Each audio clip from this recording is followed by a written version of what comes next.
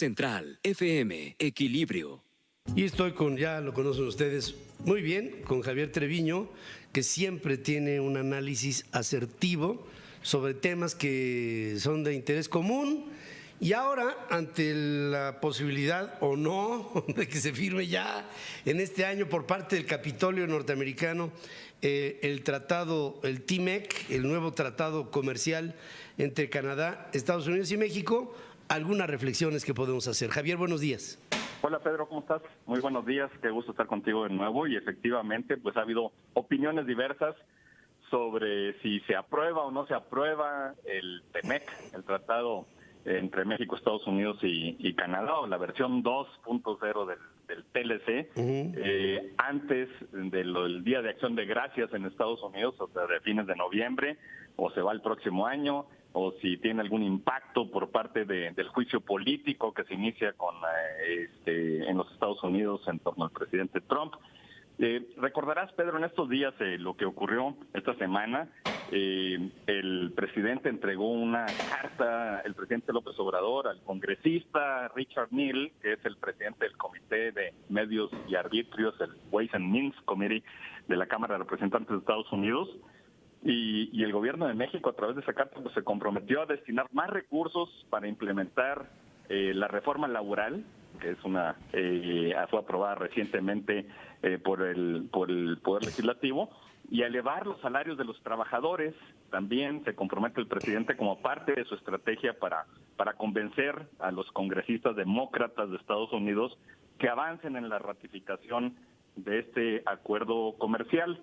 El tema laboral es, Pedro, junto con el tema ambiental, es uno de los que más preocupa a los congresistas demócratas. Y después de esta carta, el congresista Richard Neal dijo que estaba muy satisfecho pues con la demostración de buena fe de México y los detalles que el presidente López Obrador ha compartido con ellos en estas reuniones sobre los planes y la estrategia de implementación de la reforma laboral por parte del gobierno de México. Fue lo que le comentó al presidente de la Cámara de Representantes. Lo que es interesante ver ahora, Pedro, es cómo están realmente, diríamos entre comillas, vendiendo el tema algunos de los congresistas y analistas de Estados Unidos en Estados Unidos para convencer a los demócratas de aprobar antes del Día de Acción de Gracias el Tratado de Libre Comercio. Algunos lo han dicho, y sobre todo un asesor muy cercano al presidente Trump, Larry Kudlow, dijo que era muy probable que se aprobara antes del Día de Acción de Gracias, que había pues al menos en el análisis se veía que ambos partidos veían que este era un acuerdo comercial histórico y que por eso se podía lograr. Es cierto que el presidente Trump y la congresista Nancy Pelosi, han tenido diferencias políticas significativas, pero al mismo tiempo se han mostrado algunas señales de cooperación por parte de la congresista Pelosi cuando habla con el negociador comercial, con Bob Lighthizer de los Estados Unidos. Ahí sí se ve cooperación, se ve accesibilidad, se ve alguna forma de llegar a un acuerdo y sobre todo porque han visto que con este acuerdo, con el TMEC o el USMCA, como le llaman allá, se están atendiendo algunos temas fundamentales que a lo mejor no se habían atendido antes. Sobre todo, como lo están vendiendo, como te decía, allá en Estados Unidos, es que esta versión, después del Tratado de Libre Comercio original, realmente tiene provisiones que van a defender los derechos de los trabajadores, en el caso de los Estados Unidos, y también el medio ambiente. Decían que el TLC original le faltaban esas cláusulas modernas que se encuentran ahora en los acuerdos comerciales de esta época en el siglo XXI. Entonces, sobre todo, lo que mencionan es que el TMEC lleva obligaciones ambientales en el centro, en el corazón del acuerdo, que las hace a esas obligaciones ambientales aplicables por la ley, y también que incluye provisiones de combate al tráfico de especies en extinción, el cuidado de los mares, el cuidado de los bosques, cómo va a mejorar la calidad del aire, cómo va a mejorar también la calidad en los mares, y al mismo tiempo, por el otro lado, que mejora este tratado, el statu quo del tratado original, en varias maneras. De una forma que este tratado garantiza que los trabajadores mexicanos tengan los derechos pues de sindicalización y algunos otros de los derechos que se han mencionado ya en los temas de los votos libres, secreto, directo, en las organizaciones sindicales que se ha hablado en la reforma laboral. La verdad, Pedro, que el tema laboral se ha convertido en el tema fundamental en el análisis de los congresistas demócratas de Estados Unidos. Por eso han venido acá, por eso han querido analizarlo. Inclusive hay quienes decían que había que generar algún mecanismo de verificación por parte de Estados Unidos de las condiciones laborales en México, lo cual es inaceptable, pero al mismo tiempo lo que quieren ver es cómo se va a implementar y si el gobierno de México ha asignado suficientes recursos para la implementación de la reforma laboral. Ese es uno de los temas más importantes, y por eso el gobierno de México, tanto el presidente como el secretario de Hacienda, como el subsecretario de Relaciones Exteriores, SEADE, se han dedicado pues a explicar en los Estados Unidos cómo realmente va a haber una implementación eficaz de la reforma laboral que se aprobó. Y de ahí que algunos otros jugadores mexicanos en el mundo sindical estén de alguna manera tratando de aprovechar esta coyuntura para poder avanzar en sus intereses, lo cual es pues no muy aceptable. Veremos en las próximas semanas cómo ocurre esto y sobre todo si en el presupuesto para el 2020 hay los recursos suficientes para la Secretaría del Trabajo para que se implementen todas esas cláusulas importantes de fines de noviembre. Hay que recordar que la señora Pelosi en otros tratados comerciales hizo lo mismo que ha estado haciendo en este caso. En los tratados comerciales durante el gobierno del presidente George W. Bush con Perú, con Corea, con Colombia, con Panamá, justamente la señora Pelosi también estuvo muy firme en tratar de asegurar de que se cumplieran algunas cláusulas antes de que se aprobara por parte de la Cámara de Representantes y luego fueron exitosos. Así es de que podemos, yo creo que tener un optimismo cauteloso para que se pueda aprobar lo más rápidamente posible y antes de fines de noviembre y que no tengamos que esperar al año electoral, Pedro. Espero que así sea. Fíjate que dentro de todo este tema que tú ubicas en el sindicalismo, hemos captado una intención de Jaime Lucero, un prominente poblano de Puebla, que pretende, fíjate nomás, pretende hacer un partido político, Fuerza Migrante, registrable en las elecciones de los Estados Unidos y también en las de México. Es decir, ellos dicen, a nosotros nos avala 35,000 millones de dólares que mandamos a México todos los años y que vamos a mandar este año y más el año que viene.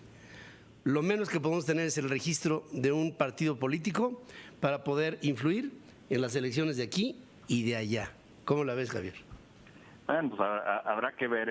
Es complejo el tema de los partidos políticos tanto allá como acá. Sí. Y en el caso de los Estados Unidos, realmente dentro de los dos partidos fundamentales del demócrata y el republicano hay diferentes fuerzas, diferentes organizaciones, diferentes comités de acción política, diferentes grupos. Lo que va a ser fundamental realmente en el análisis que se hace allá es que vayan a votar quienes no votaron por Trump en las elecciones pasadas.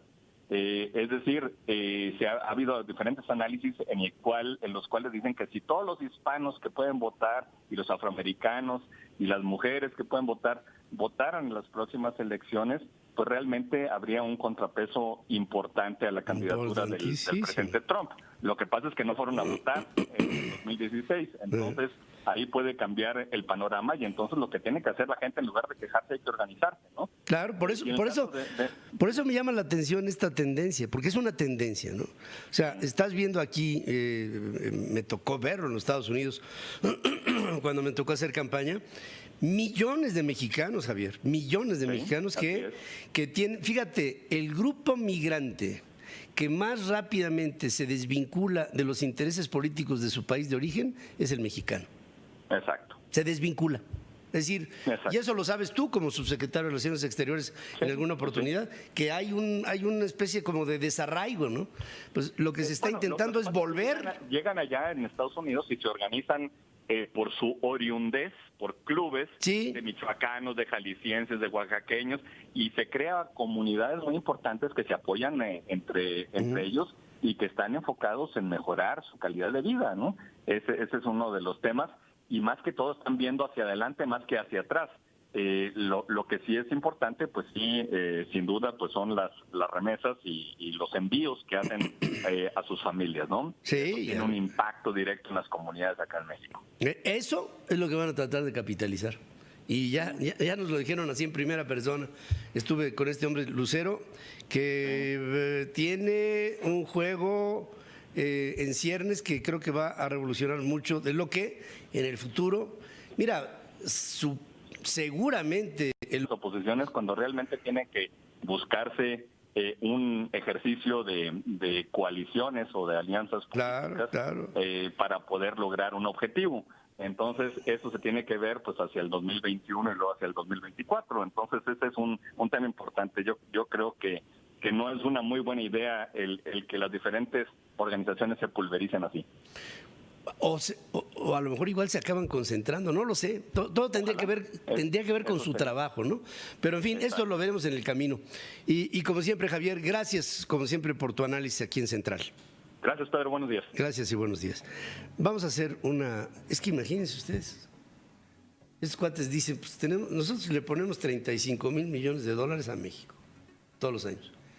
A ver, INE, dame el registro de un partido político porque yo me comprometo a pagar las credenciales del lado norteamericano, de todos los mexicanos que quieran su credencial de elector. Yo lo pago. Y lo pagan, y pueden. Entonces, ¿qué podría decir México al respecto? Porque son mexicanos. Claro. Tienen los mismos derechos que cualquier mexicano en México. Claro. Aunque estés en Estados Unidos, en China, en la Conchinchina, tienen los mismos derechos y lo necesitan. A mí se me hace más difícil el trabajo individualizado de motivar a los mexicanos del otro lado a que participen en las elecciones de México que organizar un partido político registrable aquí. Porque aquí sería contundente. Porque el what if y el what if not. Sí. Dice, ¿qué tal si me dejas? Porque me avalan 35 mil millones de dólares de remesas.